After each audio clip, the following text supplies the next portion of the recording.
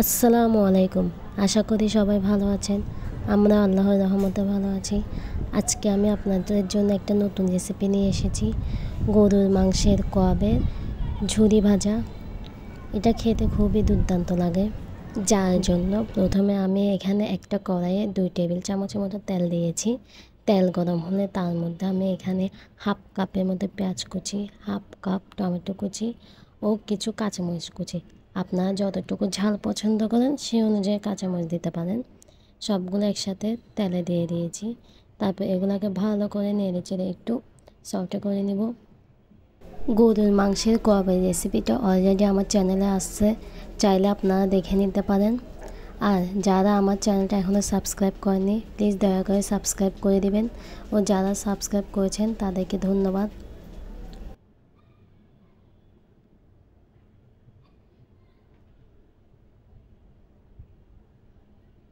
সবগুলো উপকরণ একটু সফট হয়ে এলে, একটু নরম হয়ে এলে তার মধ্যে আমি স্বাদ মতো লবণ ও হাফ টেবিল চামচের মতো হলুদ গুঁড়ো দিয়ে দিয়েছি।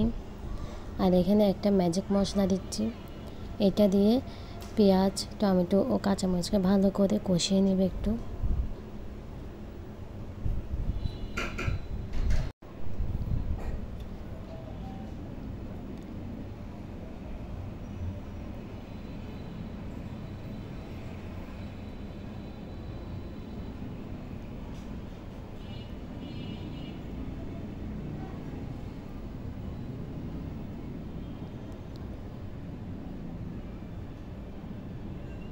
সবগুলো উপাদান কষানো হয়ে গেলে আমি এখানে গরুর মাংসের কোয়াবকে এরকম ছোট ছোট পিস করে কেটে নিয়েছি।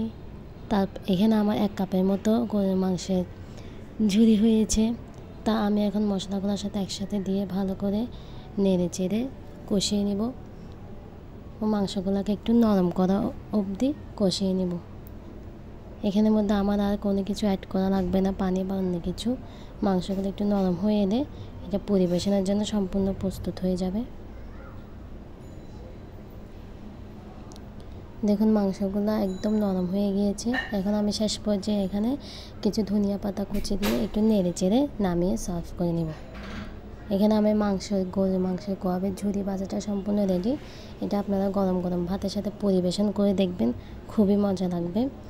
আর তেমন কোনো সময় বা কষ্ট লাগে না এটা বানাতে, খুব সহজে বানানো হয়ে যায় 5 মিনিটের মধ্যে। গরম গরম পরিবেশন করে দেখতে পারেন।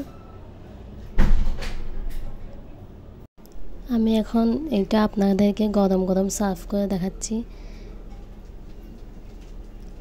দেখুন দেখতে কত লোভনীয় লাগতেছে। আশা করি সবার ভালো লাগবে।